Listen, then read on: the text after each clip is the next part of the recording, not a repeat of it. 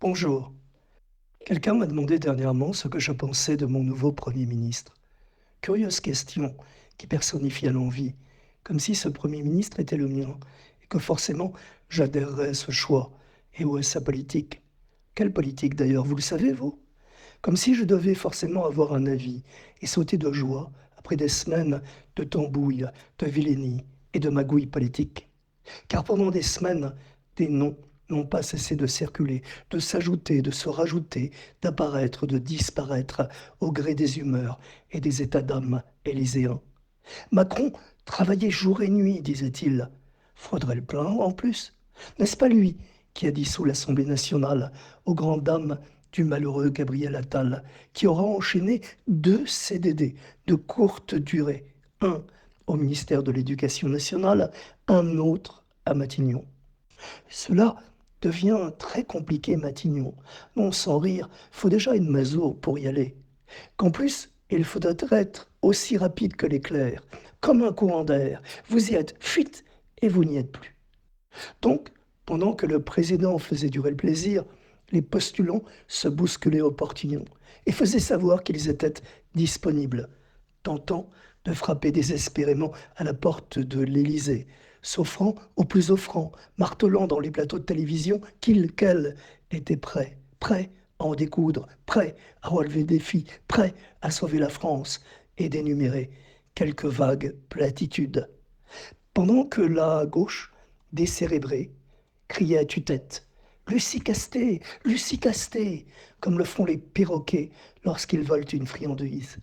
Comme si Lucie Casté, c'était Dieu le Père. Sortie de nulle part, elle s'y croyait, elle s'y voyait, droit dans ses bottes. Eh bien non, ma chère Lucie, faut arrêter de rêver 2 minutes. Ce n'est pas parce que l'on est parachuté et aux ordres que l'on voudrait composer avec cette alliance des incompatibles, c'est forcené en politique. Elle chouinait la gauche, mais parallèlement, elle refusait obstinément l'hypothèse Bernard Cazeneuve à Matignon. Jusqu'à Olivier Faure, le premier secrétaire du PS, dont on se demande en quel honneur il est premier secrétaire de feu le Parti socialiste. Il torpillait, il savonnait la planche de l'ancien Premier ministre de François Hollande, Bernard Cazeneuve. Assurément, Olivier Faure préfère vendre son honneur en s'accrochant désespérément au basket de la France insoumise, future élection oblige.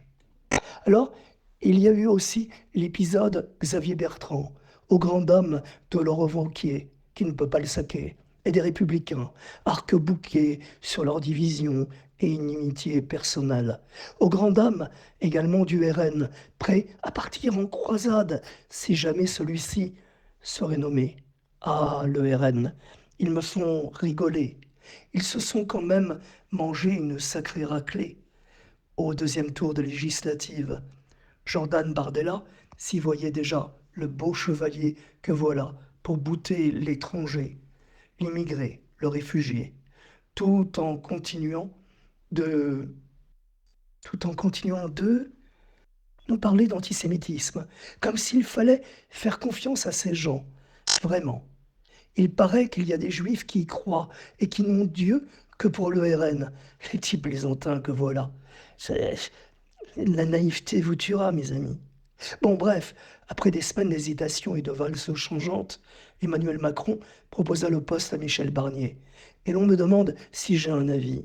Je ne crois pas aux hommes providentiels, c'est tout ce que je peux dire. Après tout, on verra bien s'il reste au moins 2 mois à ce poste lorsque le RN aura décidé de voter la motion de censure et qu'il n'y sera plus. Ce ne sera plus alors un CDD mais un intérim. Et pour le pays, une mauvaise blague. Ça va mal, ma pauvre dame, et le pire est à venir. Au fait, j'oubliais, ma chronique, c'est un billet d'humeur. Alors, bonne rentrée.